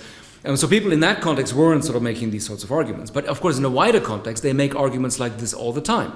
That this can't really be happening here, or if it can happen here, then it's going to be so different that actually it's simply not right to compare anything to the 20s and 30s in a European context, and so on. So, and I agree with you that this is profoundly misleading in a certain way. The other thing I would say is that one of the reasons why the far right has become so powerful is not that there is, even though this is the absolutely inevitable journalistic cliche of our era, is not that there is a so-called populist wave. So this has been endlessly repeated by pundits, some politicians, even some political scientists, as if this were some kind of inevitable phenomenon. Because hey, who of us can stop a wave? Or as Nigel Farage, who thought that the wave was too puny an image, given his own world historical role, once put it, a tsunami that was now going to wash away elites everywhere. And empirically, with the important exception of Italy, this is simply not true in Western Europe and North America. So no far-right populist has ever come to power without the, and I use the word with all its historical connotations consciously, without the collaboration of much more established conservative forces. And it's just much easier for some of these conservative forces to do this when there isn't an awareness of certain aspects of national history. And it can seem like, oh, this is still relatively normal. The sort of trend of, as some of our colleagues have called it, the mainstreaming of the far right, which very often is not populist in my narrow understanding of the term, but which basically imports far right rhetoric and makes it seem like something that nice centrist bourgeois people can accept and vote for, is easier if certain parts of your history are not so clearly present. I mean, if you think just of one egregious example, again going back to the country where Zeev Sternhell had the most ferocious controversies. I mean, just remember February 2022 when Valérie Pécresse, the heir of supposedly mainstream gaullism, basically repeats the theory of the Great Replacement. And then sort of tries to walk it back a little bit, but once you've done that, you've done it. You can't say anymore that, we didn't mean it, or there was a misunderstanding, I didn't know it was a conspiracy theory, I didn't realize it had anything to do with Muslims, whatever. So that's, I think, been a very, very important mechanism. That's maybe not always seen. It's certainly not seen by those who think that there's an autonomous wave of all-powerful populism. That's simply not true. But if you haven't worked through your past in a certain way, it's in a sense easier to kind of make these sorts of moves. And I'm going to resist the temptation to say, because Germany worked through its past so wonderfully, therefore the cordon sanitaire is still holding. I mean, as we've seen in so many countries where we were told, this could never happen. This could never happen in Sweden. This could never happen in Spain. And of course, as we all know, eventually it does happen in Sweden, happens in Spain, and I'd be reluctant to say, it could never happen in any particular country. Okay, I wanted to ask about the relationship, because the relationship between the state and the nation in fascism and in the current far right, because there seems to me a large difference there that have to do, of course, also with history, but I think that's really an important difference that you didn't relate in your talk.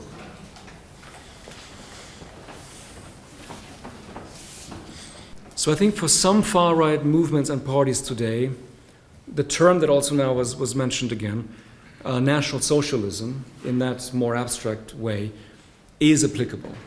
And it's particularly nationalist in the sense of a certain kind of equality among co-nationals, but also very specifically understood then as co-ethnics, with the understanding that certain others don't really belong, even if de facto they are part of the state and they should be seen as citizens just like any other. Again, I would say this, unlike what some of our colleagues and plenty of journalists I think would say, this is not somehow the core of populism. It's almost totally forgotten that, for instance, the party that I was sort of exhibiting for you this afternoon, the Front National in the 1980s was very neoliberal. And even pro-European in certain ways. Same was true of the far right in Austria. And of course now you could say what they often promote, what Marine Le Pen promotes, her niece might have different ideas, if she ever gets into a leadership position, is welfare chauvinism of a certain kind. And is a very nation-centric and very exclusionary understanding of how the nation should really come first in terms of entitlements, in terms of a particular understanding of distributive justice and so on. So kind of distancing from anything that would be more of a state-centric justification of what these people tend to stand for. But my point is that this is to some degree an opportunistic move. So they moved, I don't tell you anything new, they moved into a kind of policy space that had been vacated by other parties at a certain point, became available, is entirely compatible with other parts of their ideology, but it's not somehow inherent in populism itself in a way that some people, I think, want to try to convince us. I think it's a mistake that, since we're constantly told by all kinds of observers that we live in the age of populism, it's a mistake to basically now slap the P word onto all kinds of phenomena for which we actually have much more precise concepts, be it something like welfare chauvinism, be it protectionism, be it racism, xenophobia, all kinds of things that are not somehow inherently, I would say, populist. I'm just waited, and you ignored, of course, the situation in Israel. What do you think about it?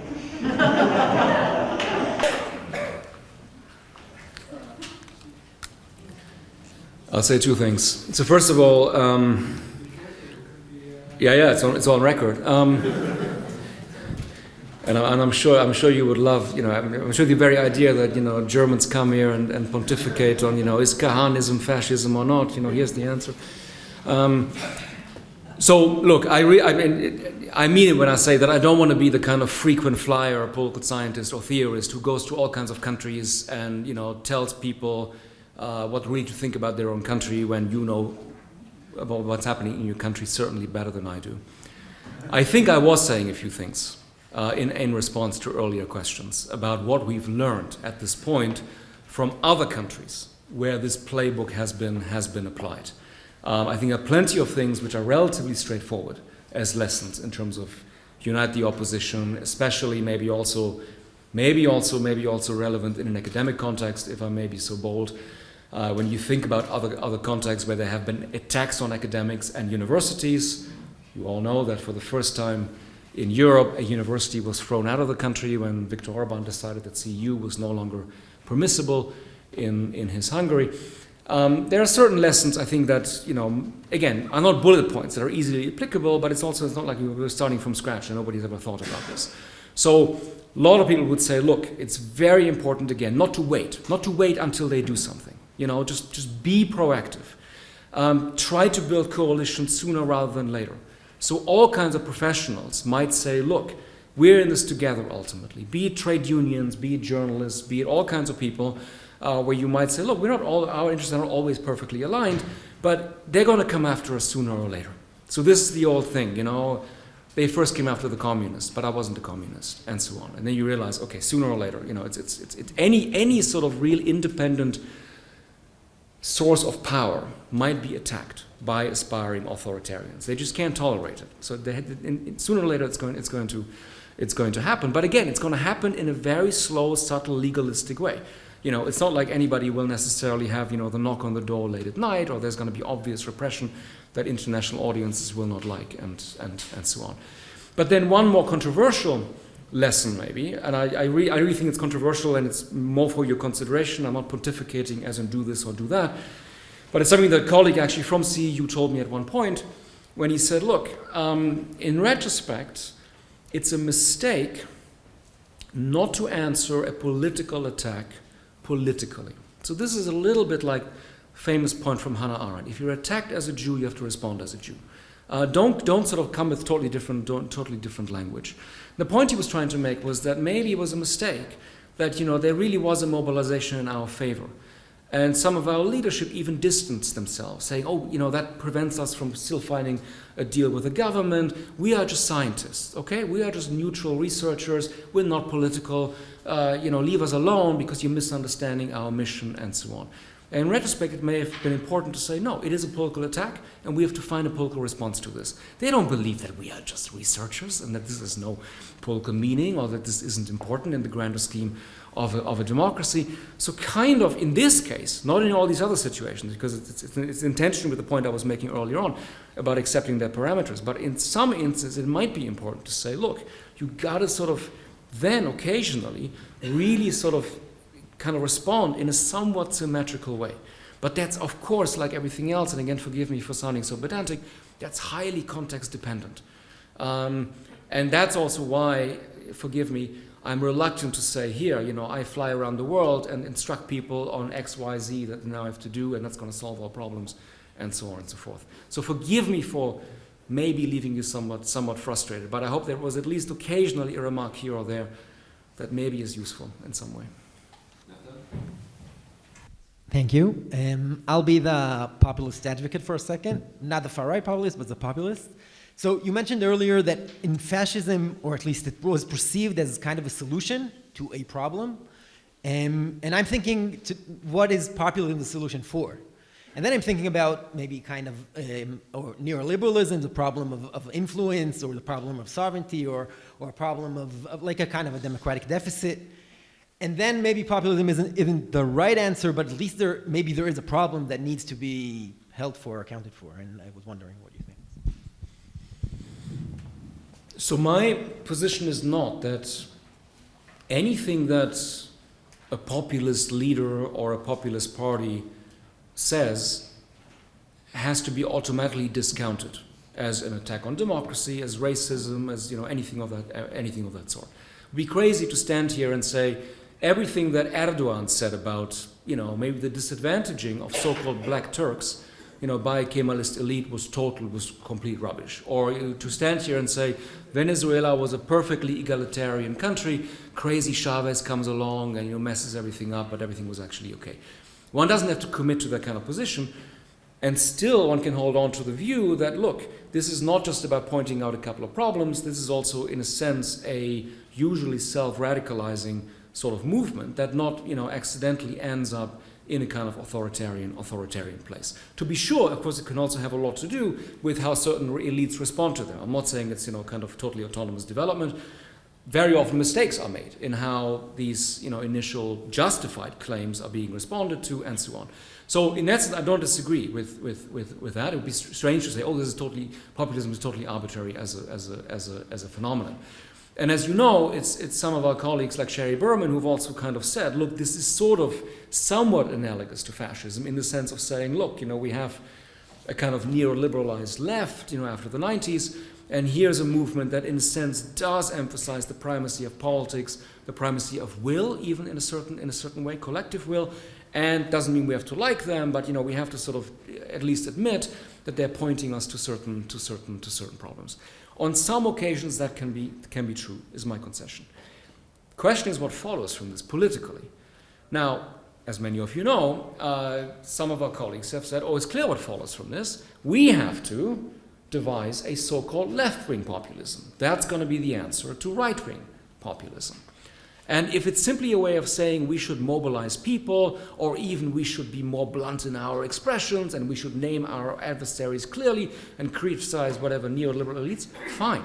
I mean, that's not an interesting theoretical proposition, but at the level of strategy, maybe correct. The mistake I see in some of that thinking is that, we should maybe make some concessions to how far-right populists are operating today and sort of scale back some ambitions, especially, again, this is very relevant in the context of honoring Sternhell, scaling back some universalist aspirations and kind of make some concessions to the nation, for instance. And I'm not saying that one election decides the fate of a theory or even a political strategy, but I think it's also not totally trivial that we have sort of one real-world experiment, if you like, of this sort of idea. So, as many of you will remember, our colleague Chantal Mouffe really was a very close advisor to Jean-Luc Mélenchon in 2017. If you compare Mélenchon 2012, red flags everywhere. Everybody who drowns in the Mediterranean is our concern, because we are France, and we are the universal nation. 2012. 2017, a lot of red flags disappear, Tricolore comes in, a lot of nation-centric talk. Basically a concession in the hope that we're going to get a lot of people back from Le Pen's constituency. What's the outcome? If I remember the figure correctly from our colleague Eric Fassin, about 2% of the far-right electorate switches to Mélenchon, even though the idea had been, look, as soon as they're offered a genuine program that is a genuine old-style, leftist, anti-neoliberal, etc. package, they're all going to come back. But they didn't. And I think, there are many problems with that thinking, but the two most obvious ones are, not all workers are necessarily left-wing. And we've known this for a long time, but it sort of tends to get forgotten in these debates. And as Fassin has also pointed out, what this always totally leaves out is people who don't vote at all. As opposed to, the only relevant constituency is people who actually actively go with the far right, who've made certain decisions about how they see themselves, who they committed to, and so on. That might be very difficult to undo. It might be much more important, rather than making concessions to nationalism, to say, how can you mobilize people who, for one reason or another, have given up on the system entirely, and are entirely outside what seem to be reachable constituencies. So I know you didn't entirely ask about this, but this would be my sort of cautionary, maybe again slightly pedantic note about resisting the temptations of, here's the great obvious strategy of left-wing populism, and that's going to set everything right, or rather left. Hey, I'm a freshman, so forgive my I hope I'll do it the best way. In Israel, we know that about 5 to 10% of the left constituents didn't vote, while it's closer to, I think it was around 20 to 30%, maybe more than that, of the hard right and the mid-right wing, what you'd call that. And so I want to ask about the generational role. My grandma is a Holocaust survivor. third, fourth generation. What I'm seeing in Israel is actually, as somebody already mentioned, the absence of fascist history. And I wonder about my generation's role in this developing world. And I want to reference the rise of fascism in Germany and in Italy in the 20s and 30s, and the American Civil War. These both were, in a way, third, fourth generational issues. People who saw their countries rise up, and they wanted to maybe bring the next wave of the next chapter of what their country does. I'm afraid for my state. What do you think? Thank you. Let me say two things. So one important lesson that I think, I mean, again, it's very glib to talk about historical lessons. They're never clear-cut, they're never reducible to bullet points and so on. But in the grand scheme of things, I think the one issue that might get underemphasized on the whole is the one that I was already kind of hinting at when we talk about the mainstreaming of the far right. When we look at the 20th century, of course, it always matters, what do you take to be paradigmatic moments? What are the sort of important constellations that, we might still learn from? Last year, when we had, the 100th anniversary of the March on Rome, I think it wasn't emphasized enough that, of course, Mussolini didn't march on Rome at all. He arrived by sleeper car, very comfortably, after he had been invited in by existing conservative and even liberal elites. And a lot of what went on in the first couple of years of official fascism in Italy was actually pretty similar to something that I was also bringing up today, autocratic legalism. Some changes, wasn't normal, but people at the time also didn't say, oh, this is an obvious total change and coup, and we only have crazy ideologues in power and so on. As some historians have recently argued, you had lots of economists around who were actually advocating austerity, who had sort of seemingly very responsible policies in place and so on. So a kind of mainstream liberal, if I may put it this way, in about 1924 may still have said, well, there's a lot here that we can sort of accept and go with. So the sense that, collaboration works in certain ways and does not always look so horrible initially and does not look irrational, right? Everybody can easily say, look, I'm not going to wake up tomorrow and put on a uniform and march in the street and spout hatred. That's easy. But to kind of figure out what were these steps in between, what was still a kind of acceptable compromise, the kinds of things that, again, I'm saying things on the record that maybe I shouldn't be saying, that, that I think nobody at the moment has any interest in terms of working through the Trump years and saying, look, many, many people went along with many, many things. And by now, they've all published a book about it. And nobody's really held to account for these things. In fact, they appear on Fox and even CNN and seen as great sources of political wisdom and so on. And you would want to know what they were thinking at the time in terms of why did you do, was it so important? And when did you really sort of finish or felt that this was the end? And it's a sort of the old Daniel Bell joke, right? So when did you stop being a communist? And when was your Kronstadt? And the famous answer was, Kronstadt was my Kronstadt. I saw it right away. It's not like I had to wait until 56 or 68 or whatever. And then you look at these people today who say, oh, January 6th. And you say, really? You had to wait that long to figure out what was really happening? So I think that's the kind of thing an area where ideally we would do more. The other thing I would emphasize, but maybe this is totally inapplicable in an Israeli context. You tell me. Again, I don't want to pontificate about things I know far too little about, but as a general, I think, unfortunate trend, since you talked about generational issues, which is another way maybe also of talking about what's happening in schools and education and so on. So, of course, everybody is always in favor of more education. Nobody's ever against that. Everybody is also sort of officially in favor of civic education.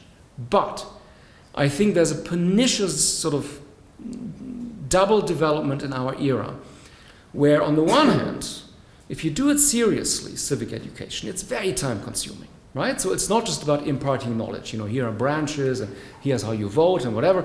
That's not the point. The point is to practice it. Go back to John Dewey. The school is a site of where you learn democratic virtues. Very time consuming, probably very annoying, maybe sometimes very challenging for teachers. But in an era when everybody is obsessed with competition from China and we have to do more STEM and more serious stuff, we can't waste all this time on civic education. That's so time consuming. So let's sort of cut it down and keep it to the essentials, which then sort of comes out as, here's some knowledge about how our system works. And that's a real problem. That's that's the one pernicious development. The other one is that, for instance, in the US, again, I don't know about here, but in the US it's very clear. There's been sort of this displacement of genuine political education by so-called service learning. And I hasten to add, I'm not against that. I'm not against, school children, students going out, doing something for the community, doing sort of interesting projects with, disadvantaged people. Of course, who would be against that? But it's partly becoming so prominent because people are so afraid of politics. They feel like in a highly polarized environment, the classroom might explode. So let's do something that's kind of safe and that everybody can agree on. Nobody's going to be against service learning. Also, you can show your results, you can put it on your CV in a nice way, and so on. Whereas, political learning in terms of, debating, how you treat disagreement, and so on, can't really put this on your CV in a sort of very plausible way.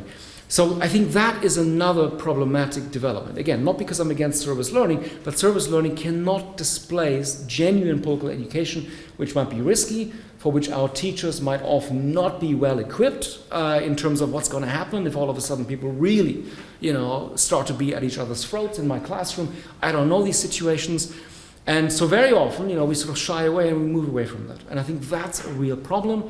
And that's going to have long-term costs in terms of how people are socialized into democracy, whether they learn certain virtues, certain capacities for dealing with conflict, which are necessary. And we're not doing ourselves a favor if we kind of basically shortchange younger people by leaving this sort of stuff out.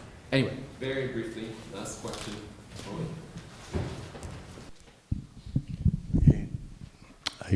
I want to ask you if you think those people are rational. I mean, if we separate the political and the science part, and we take a look on the science part, do you think those people are rational? And if they are, in which type of rational do you think they are?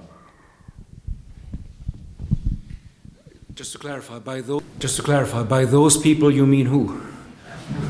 Those people, I mean the one you show on the video, the one you talk, the far political, populist right. Okay. 2 minutes. So Again, I'll say two things, both of which probably will be very dissatisfying. The first one is that I was talking about leaders, about programmatic statements, about what these leaders are telling us officially. That we can know for sure. They're telling us. And they're often announcing in advance what they're going to do, what their strategies look like, who they don't like, who they're going to exclude. I'm not generalizing about voters. I'm not saying, we should assume that everybody who votes for a populist far-right party is fully committed to a certain program. Obviously, as many of you, might agree, this would be a sort of symmetrical response of othering, of, the famous deplorables, comment, etc. We sometimes do know, it's not meaningless to have surveys to kind of understand why people adopt a certain mindset. So I'm not saying it's all totally mysterious or arbitrary or we can't say anything. But of course we should shy away from glib generalizations. Second point, maybe on a more normative democratic theory plane, I think it is also important. It's a huge topic of how you treat far-right populist parties in parliaments and so on. But I think it is important, on the one hand, to not have basically unconditional coalitions where you simply say, okay, we'll just go with them, we'll moderate them, we'll tame them, the old sort of moderation through inclusion hypothesis. I think that's a mistake. But sort of excluding them in the sense of we're not even talking to you. When you pose a question in Parliament, we all turn away, or, we basically sort of every single time cut off any possible conversation, I think is also a mistake. first of all, talking with populists is not talking like populists. You don't have to, accept their parameters. And secondly, we have to remember that people voted for these parties. And if you say, I'm not even going to engage with you on any issue, on one level, you're disenfranchising these people. I mean, let's say I like Marine Le Pen because she has these fantastic industrial policies. But all the stuff she says about Muslims and so on, I don't care. But the policy on industrialism is really great. And if this comes up in Parliament, I have to engage with this in one form or another. So therefore, I think this total exclusion is wrong. One last footnote, if I have 1 second, just to clarify, because this term will be with us forever, as far as I can tell. I actually don't have a problem with the supposedly infamous statement by Hillary Clinton about deplorables. A lot of what Trump was saying was and is deplorable, and a lot of what some of his supporters really officially went on record with is also deplorable. I mean, again, they sort of told us very openly. But there was a scandalous word in her speech at that time. But the scandalous word was not deplorable. It was irredeemable. She basically said, forget about these people. No point anymore in even talking to them, engaging with them. We'd have to totally write them off. Now, of course, empirically, we know that people, don't exactly change their mind every day, and if you engage in some nice exercise of deliberative democracy, everything's going to change and so on. But democracy is precisely based on the expectation that nobody is irredeemable. That it's always worth engaging, trying to basically find a way for our citizens to maybe disagree with us in a particular way, or sometimes even agree with us, and so on. So to kind of categorically write certain people off, especially people that you don't really know or have never actually talked to, that I think is actually profoundly undemocratic. So again, it's not a very positive note, but here we are. Thank you so much.